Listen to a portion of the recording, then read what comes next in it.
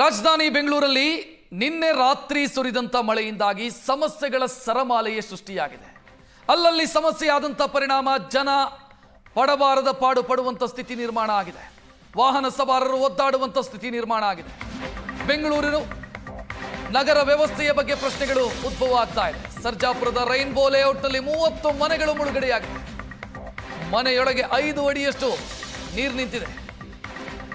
ರಾತ್ರಿ ಸುರಿದ ಮಳೆಯ ಕಾರಣಕ್ಕಾಗಿ ಮನೆಯಲ್ಲಿದ್ದಂಥ ವಸ್ತುಗಳೆಲ್ಲ ಕೊಚ್ಚಿ ಹೋಗಿದ್ದಾವೆ. ಮನೆಯ ಮೇಲೆ ಆಶ್ರಯ ಪಡೆದಿದ್ದಾರೆ ಲೇಔಟ್ನ ಜನ. ಸಂಕಷ್ಟ ಕೇಳದ ಅಧಿಕಾರಿಗಳ ವಿರುದ್ಧ ಸ್ಥಳೀಯರು ಆಕ್ರೋಶ ವ್ಯಕ್ತಪಡಿಸ್ತಾ ಇದ್ದಾರೆ.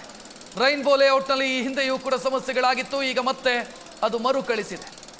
ಸರ್ಜಾಪುರ ಸಮೀಪದ ರೈನ್ಬೋ ಲೇಔಟ್ನ ದೃಶ್ಯವನ್ನು ನೀವು ನೋಡ್ತಾ ಇದ್ದೀರಿ. ಲೇಔಟ್ ಸಂಪೂರ್ಣವಾಗಿ ಅಲ್ಲಿ ನೀರು ನಿಂತಿರೋದನ್ನ ಗಮನಿಸ್ತಾ ಇದ್ದೀರಿ. ನಿವಾಸಿಗಳು ಒದ್ದಾಡ್ತಾ ಇದ್ದಾರೆ. ನಮ್ಮ ಸಮಸ್ಯೆಯನ್ನು ಬಗೆಹರಿಸ್ತಾ ಇಲ್ಲ ಅಧಿಕಾರಿಗಳು ಅಂತ ಆಕ್ರೋಶ ವ್ಯಕ್ತಪಡಿಸ್ತಾ ಇದ್ದಾರೆ.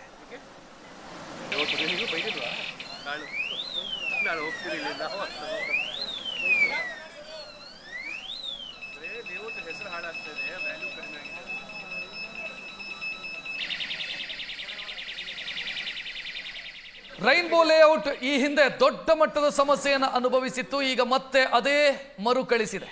ನಿನ್ನೆ ರಾತ್ರಿ ಸುರಿದಂಥ ಮಳೆಯ ಪರಿಣಾಮ ಇಲ್ಲಾಗಿರುವಂಥ ಸಮಸ್ಯೆಯನ್ನು ನೀವು ನೋಡ್ತಾ ಇದ್ದೀರಿ. 3-4 ವರ್ಷಗಳ ಹಿಂದೆ ಇಲ್ಲಿ ಸಮಸ್ಯೆಯಾದಾಗ ಸಮಸ್ಯೆ ಬಗೆಹರಿಸುವಂಥ ಭರವಸೆಯನ್ನು ಕೊಡಲಾಗಿತ್ತು. ಆದರೆ ಅದು ಯಾವುದೂ ಕೂಡ ಆಗಿಲ್ಲ ಅನ್ನೋದು ಈಗ ಗೊತ್ತಾಗ್ತಾ ಇದೆ. ಈ ಬಗ್ಗೆ ಹೆಚ್ಚಿನ ಡೀಟೇಲ್ ನೀಡೋದಕ್ಕೆ ನಮ್ಮ ಪ್ರತಿನಿಧಿ ಮುತ್ತಪ್ಪ ನೇರ ಸಂಪರ್ಕದಲ್ಲಿ. ಮುತ್ತಪ್ಪ, 3-4 ವರ್ಷಗಳ ಹಿಂದೆ ಅಂತ ಅನ್ಸುತ್ತೆ ದೊಡ್ಡ ಮಟ್ಟದಲ್ಲಿ ಸಮಸ್ಯೆ ಅನುಭವಿಸಿತ್ತು ಈ ಲೇಔಟ್. ಈಗ ಮತ್ತೆ ಮರುಕಳಿಸಿದೆ. ಏನಾಗಿರೋದು ಇಲ್ಲಿ? ರಕ್ಷಕ್, ನಿನ್ನೆ ಭಾರಿ ಮಳೆ ಸುರಿದಿರುವಂತಹ ಕಾರಣಕ್ಕಾಗಿ ಇದರ ಪಕ್ಕದಲ್ಲೇ ದೊಡ್ಡ ಕನ್ನಳ್ಳಿ ಕೆರೆ ಇದೆ. ಆ ಕೆರೆ ಕಂಪ್ಲೀಟ್ ಆಗಿ ನೀರು ತುಂಬಿರುವಂತಹ ಕಾರಣಕ್ಕಾಗಿ ಆ ಕೋಡಿ ಏನಿದೆ ಆ ಕೋಡಿ ಒಡೆದಿರುವಂತಹ ಕಾರಣಕ್ಕಾಗಿ ಇಡೀ ಕೆರೆಯ ನೀರು ಈ ಲೇಔಟ್ನ ಒಳಭಾಗದಲ್ಲಿ ನುಗ್ಗಿದೆ. ಸರಿಸುಮಾರು 500 ಮನೆಗಳಿರುವಂತಹ ಲೇಔಟ್ ಇದು. ಈ ಲೇಔಟ್ನ 40 ಮನೆಗಳು ನಾವೇನು ತೋರಿಸ್ತಾ ಇದ್ದೀವಿ. ಇದು ಪ್ರತಿ ಈ ಒಂದು ಲೇಔಟ್ನ ಒಂದು ರಸ್ತೆಯ ಪರಿಸ್ಥಿತಿ ಇದು.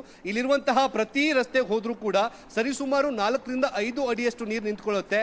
ಮುಖ್ಯವಾಗಿ ಆ ಮನೆಗಳ ಪರಿಸ್ಥಿತಿ ನೋಡ್ತಾ ಹೋದ್ರೆ ಕಂಪ್ಲೀಟ್ ಆಗಿ ಮನೆಗಳು ಅರ್ಧದಷ್ಟು ಕಂಪ್ಲೀಟ್ ಆಗಿ ಮುಳುಗಡೆ ಆಗಿರುವಂತದ್ದು. ಮನೆಗಳೇ ಒಳಗಡೆ ಇದ್ದಂತಹ ಸಾಕಷ್ಟು ಬೆಲೆ ಬಾಡುವಂತಹ ವಸ್ತುಗಳು, ಕಾರು ಸೇರಿದಂತೆ ಎಲ್ಲವೂ ಕೂಡ ಕಂಪ್ಲೀಟ್ ಆಗಿ ಜಲಾವೃತವಾಗಿದೆ. ಒಂದೊಂದು ಮನೆಯಿಂದ ಲಕ್ಷಾಂತರ ರೂಪಾಯಿಗೆ ನಷ್ಟವಾಗಿರುವಂತದ್ದು. GBA ಅಧಿಕಾರಿಗಳಿಗೆ ಹಿಂದೆನೂ ಕೂಡ ಇಲ್ಲಿ ಇರುವಂತಹ ಲೇಔಟ್ನ ನಿವಾಸಿಗಳು ದೂರನ್ನ ಕೊಟ್ಟಿದ್ರು. ಮಳೆ ಬಂದಾಗ ಕೆರೆ ತುಂಬ ಹೋಗುತ್ತೆ, ಆ ಕೋಡಿ ಒಡೆದು ಹೋಗುತ್ತೆ, ಹೀಗಾಗಿ ಅದನ್ನ ಸರಿಪಡಿಸಿ ಅಂತ ಹೇಳಿ ಸಾಕಷ್ಟು ಬಾರಿ ದೂರು ಕೊಟ್ಟರು ಕೂಡ ಈ ಒಂದು GBA ಅಧಿಕಾರಿಗಳು ಯಾವುದೇ ರೀತಿಯಾದಂತಹ ಗಮನ ಹರಿಸದಿರುವಂತಹ ಕಾರಣಕ್ಕಾಗಿ ಮತ್ತೆ ಈ ಲೇಔಟ್ ಜನ ಮತ್ತೆ ನೀರಲ್ಲಿ ಜೀವನ ಸಾಗಿಸುವಂತಹ ಪರಿಸ್ಥಿತಿ ನಿರ್ಮಾಣವಾಗ್ತಿದೆ. ಬೆಳಗ್ಗೆನೂ ಕೂಡ ನಾವು ಇಲ್ಲೇ ಇದ್ದೀವಿ. ಈ ಲೇಔಟ್ನ ಜನ ಹೊರಗಡೆ ಬರಬೇಕಂತಂದ್ರೆ 4ರಿಂದ 5 ಅಡಿಯಷ್ಟು ನಿಂತಿರುವಂತಹ ಈ ನೀರಿನ ಮಧ್ಯದಿಂದ ಬಂದು ಹೊರ ಹೋಗಬೇಕಾಗತ್ತೆ. ಅಗತ್ಯ ವಸ್ತುಗಳನ್ನು ಖರೀದಿ ಮಾಡೋಕ್ಕೂ ಕೂಡ ಆಗದಿರುವಂತಹ ಪರಿಸ್ಥಿತಿ ನಿರ್ಮಾಣವಾಗಿರುವಂಥದ್ದು. BBMP ಅಧಿಕಾರಿ ಅಂದ್ರೆ GBA ಅಧಿಕಾರಿಗಳು ಇದುವರೆಗೂ ಕೂಡ ಸ್ಥಳಕ್ಕೆ ಬಂದು ಯಾರಿಗೆ ಏನಾಗಿದೆ ಅನ್ನೋ ವಿಚಾರಿಸುವ ಕೆಲಸ ಕೂಡ ಮಾಡ್ತಾ ಇಲ್ಲ. ಇನ್ನು ಮನೆಗಳೇ ಒಳಗಡೆದಂತಹ ಜನ ಗ್ರೌಂಡ್ ಫ್ಲೋರ್ ಕಂಪ್ಲೀಟ್ ಆಗಿ ತುಂಬಿ ಹೋಗಿರುವಂತಹ ಕಾರಣಕ್ಕಾಗಿ ಈ ನಿವಾಸಿಗಳು ಕೂಡ ಫಸ್ಟ್ ಫ್ಲೋರ್ ಅಥವಾ ಮೇಲ್ಛಾವಣಿಯನ್ನ ಉಪಯೋಗ ಮಾಡುವಂತಹ ಕೆಲಸ ಕೂಡ ಮಾಡ್ತಿದ್ದಾರೆ. ಜೊತೆಗೆ ಮನೆ ಒಳಗಡೆ ಇದ್ದಂತಹ ಬೆಲೆ ಬಾಳುವ ಸೋಫಾ ಆಗಿರಬಹುದು, ಟಿವಿ, ಫ್ರಿಡ್ಜ್ ಸೇರಿದಂತೆ ಎಲ್ಲಾ ವಸ್ತುಗಳು ಕೂಡ ಕಂಪ್ಲೀಟ್ ಆಗಿ ಮುಳುಗಡೆ ಆಗಿದೆ. ಬೈಕ್ಗಳು, ಕಾರ್ಗಳು ಕೂಡ ಮುಳುಗಡೆ ಆಗಿರುವಂತಹ ಕಾರಣಕ್ಕಾಗಿ 40 ಮನೆಗಳಂತೂ ಅಕ್ಷರಶಃ ಕಂಪ್ಲೀಟ್ ಆಗಿ ಮುಳುಗಡೆ ಆಗಿರುವಂತರು. ಈ ನಾನು ನಿಂತಿರುವಂತಹ ಪ್ರದೇಶ ಆರಂಭಿಕ ಪ್ರದೇಶ, ಅಂದ್ರೆ ಈ ಲೇಔಟ್ನ ಆರಂಭದಲ್ಲಿರುವಂತಹ ಪ್ರದೇಶ. ನನಗೆ ಇಲ್ಲಿ 3 ಅಡಿಯಷ್ಟು ನೀರಿಗೆ ನಿಂತಿದೆ.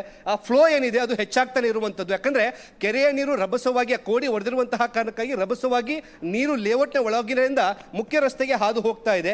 ಅದರ ರಭಸ ಯಾವ ಹಂತದಲ್ಲಿ ಇದೆ ಅಂತಂದ್ರೆ ಯಾರು ಕೂಡ ನಡೆದುಕೊಂಡು ಹೋಗುವುದೇ ಇರುವಂತಹ ಪರಿಸ್ಥಿತಿ ಕೂಡ ನಿರ್ಮಾಣವಾಗಿದೆ. ಜೊತೆಗೆ ಅಕ್ಕಪಕ್ಕದಲ್ಲಿ ಸಣ್ಣ ಪುಟ್ಟ ಮೋರಿ ಇರುವಂತಹ ಕಾರಣಕ್ಕಾಗಿ ಇಲ್ಲಿರುವಂತಹ ಕೆಲವೊಂದಿಷ್ಟು ನಿವಾಸಿಗಳು ಬಿದ್ದು ಕೈಕಾಲು ಮುರಿದುಕೊಂಡಿರುವಂತಹ ಒಂದು ಉದಾಹರಣೆಗಳು ಕೂಡ ಇರುವಂತದ್ದು. ಸದ್ಯಕ್ಕೆ ಏನು ಅಗ್ನಿಶಾಮಕ ದಳದ ಅಧಿಕಾರಿಗಳು ನೀರನ್ನ ಹೊರ ಹಾಕುವಂತ ಕೆಲಸವನ್ನ ಮಾಡ್ತಾ ಇದ್ದಾರೆ. ಆದ್ರೆ ಅದು ಯಾವುದು ಕೂಡ ಪ್ರಯೋಜನ ಆಗ್ತಿಲ್ಲ. ಯಾಕಂದ್ರೆ ಕೆರೆಯ ನೀರು ಅಷ್ಟು ಫೋರ್ಸ್ ಆಗಿ ಈಗ ಲೇಔಟ್ನ ಒಳಗಡೆ ನುಗ್ತಾ ಇರುವಂತದ್ದು. ಸದ್ಯಕ್ಕೆ ಈ ಲೇಔಟ್ ಇರುವಂತಹ ಎಲ್ಲಾ ಮಕ್ಕಳು ಕೂಡ ಇವತ್ತು ಶಾಲೆಗೆ ರಜೆ ಹಾಕಿದ್ದಾರೆ. ಯಾಕಂದ್ರೆ ಯಾರು ಕೂಡ ಮನೆಯಿಂದ ಹೊರಗೆ ಬರೋಕ್ಕಾಗ್ತಿಲ್ಲ. ಜೊತೆಗೆ ಮಕ್ಕಳನ್ನ ಬೆಳಗಿನ ಉಪಹಾರ ಮಾಡಿ ಕಳಿಸ್ಬೇಕಂದ್ರೆ ಅದು ಕೂಡ ಆಗದಿರುವಂತಹ ಸ್ಥಿತಿ ನಿರ್ಮಾಣವಾಗಿದೆ. ಸದ್ಯಕ್ಕೆ ಒಂಥರ ಹೇಳೋದಾದ್ರೆ ಈ ನಿವಾಸಿಗಳು ಇವತ್ತು ಉಪವಾಸ ಇರೋದಂತೂ ಸತ್ಯ. ಯಾಕಂದ್ರೆ ಕಿಚನ್ಗಳೆಲ್ಲವೂ ಕೂಡ ನೀರಿನಿಂದ ತುಂಬಿ ಹೋಗಿರುವಂತಹ ಕಾರಣಕ್ಕಾಗಿ ಇಡೀ ಲೇಔಟ್ನ ಜನ ಇವತ್ತು ಉಪವಾಸ ಇದ್ದಾರೆ. ಅಗತ್ಯ ವಸ್ತುಗಳನ್ನ ಖರೀದಿ ಮಾಡೋಕ್ಕೂ ಕೂಡ ಆಗದಿರುವಂತಹ ಸ್ಥಿತಿ ನಿರ್ಮಾಣವಾಗಿದೆ. ಇದು ರೈನ್ಬೋ ಡ್ರೈವ್ ಲೇಔಟ್ನ ಪರಿಸ್ಥಿತಿ. ರಕ್ಷಕ್, ಮುತ್ತಪ್ಪ, ಈಗ 15ನೇ ತಾರೀಕುವರೆಗೂ ಕೂಡ ಮಳೆ ಮುಂದುವರಿಯುತ್ತೆ ಅನ್ನುವಂಥ ಮುನ್ಸೂಚನೆ ಇದೆ. ಇವತ್ತು ರಾತ್ರಿಯೂ ಕೂಡ ಮಳೆ ಆದ್ರೆ ಇಲ್ಲಿನ ಕತೆ ಏನು ಕ್ರಮ ಕೈಗೊಂಡ ರೀತಿಯಲ್ಲಿ ಕಾಣ್ತಾ ಇಲ್ಲ. ಏನು ಮಾಡ್ತಾರೆ? ರಕ್ಷಕ್, ಈಗ GBA ಅಧಿಕಾರಿಗಳು, ಇದು ನಿಂದೇನೂ ಕೂಡ ಇದೇ ರೀತಿ ಪರಿಸ್ಥಿತಿ ಇದ್ರೂ ಕೂಡ GBA ಅಧಿಕಾರಿಗಳು ಸ್ಥಳಕ್ಕೆ ಬಂದು ಇಲ್ಲಿರುವಂತಹ ನಿವಾಸಿಗಳನ್ನ ಬೇರೆ ಕಡೆ ಶಿಫ್ಟ್ ಮಾಡೋದಾಗ್ಲಿ ಅಥವಾ ಅವರಿಗೆ ಬೇಕಾದಂತಹ ಅಗತ್ಯ ವಸ್ತುಗಳನ್ನ ಸರಬರಾಜು ಮಾಡೋಕೆ ವ್ಯವಸ್ಥೆಯಾಗಿ ಯಾವುದೂ ಕೂಡ ಮಾಡಿಲ್ಲ. ಇವತ್ತು ತಾವು ಹೇಳಿದಾಗ ಇವತ್ತು ಸೇರಿದಂತೆ ಮುಂದಿನ 15 ದಿನಗಳ ಕಾಲ ಮಳೆ ಬರುವಂತಹ ಕಾರಣಕ್ಕಾಗಿ ಈ ರೈನ್ಬೋ ಲೇಔಟ್ನ ಪರಿಸ್ಥಿತಿ ಇದೇ ರೀತಿಯಾಗಿ ಮುಂದುವರಿಯುವಂತಹ ಸಾಧ್ಯತೆ ಇದೆ. ಜೊತೆಗೆ ಇಲ್ಲಿರುವಂತಹ ನಿವಾಸಿಗಳು ಈಗಾಗಲೇ ಒಂದು ಮನವಿ ಮಾಡ್ಕೊಂಡಿರುವುದೇನಂತಂದ್ರೆ ಇಲ್ಲಿಂದ ಹೊರಗಡೆ ಹೋಗೋದಕ್ಕೆ ಅಂದ್ರೆ ತುರ್ತು ಸಂದರ್ಭ ಬಂದಂತಹ ಸಂದರ್ಭದಲ್ಲಿ ಅದು ಆಸ್ಪತ್ರೆ ಆಗಿರ್ಬೋದು ಅಥವಾ ಇನ್ನಿತರ ಕಾರ್ಯಗಳಿಗೆ ಹೋಗ್ಬೇಕಂದ್ರೆ ಒಂದು ಸರಿಯಾದಂತಹ ಬೋಟ್ ವ್ಯವಸ್ಥೆ ಮಾಡಿಕೊಡಿ ಅಥವಾ ಬೇರೆ ಯಾವುದೇ ರೀತಿಯ ವ್ಯವಸ್ಥೆ ಮಾಡಿಕೊಡಿ ಅಂತೇಳಿ ಮನವಿ ಮಾಡ್ಕೊಂಡಿದ್ದಾರೆ. ಆದ್ರೆ ಅದು ಕೂಡ ಆಗ್ತಿಲ್ಲ. ಜೊತೆಗೆ ಇಲ್ಲಿರುವಂತಹ ಕೆಲವೊಂದಿಷ್ಟು ನಿವಾಸಿಗಳು ಈ ಟ್ರ್ಯಾಕ್ಟರ್ಗಳನ್ನ ಬಳಸಿಕೊಂಡು ಹೊರ ಹೋಗುವಂತಹ ಪರಿಸ್ಥಿತಿ ಕೂಡ ನಿರ್ಮಾಣವಾಗಿದೆ. ಈ ನಾವು ನೋಡ್ತಿರುವಂತಹ ಈ ಒಂದು ಟ್ರ್ಯಾಕ್ಟರ್ ಇದೆ, ಇದು ತುಂಬಾ ತುರ್ತಾಗಿ ಆಸ್ಪತ್ರೆಗಳಿಗೆ ಹೋಗಬೇಕಂತಹ ಒಂದು ಪ್ರದೇಶ ಇರುವಂತಹ ಸಂದರ್ಭದಲ್ಲಿ ಈ ಟ್ರ್ಯಾಕ್ಟರ್ನ ಬಳಕೆ ಮಾಡಿಕೊಂಡು ಹೊರ ಹೋಗುವಂತಹ ಕೆಲಸ ಕೂಡ ಮಾಡ್ತಿದ್ದಾರೆ. ಇನ್ನು ರೈನ್ಬೋ ಡ್ರೈವ್ ಲೇಔಟ್ ಇರುವಂತಹ 40 ಮನೆಗಳ ನಿವಾಸಿಗಳಿದ್ದಾರೆ, ಅವರೆಲ್ಲರೂ ಕೂಡ ಈಗಾಗಲೇ ಬೇರೆ ಕಡೆ ಶಿಫ್ಟ್ ಆಗಿರುವಂತದ್ದು. ರಕ್ಷಕ್, ಥ್ಯಾಂಕ್ ಯು ಮುತ್ತಪ್ಪ ಮಾಹಿತಿಗೆ.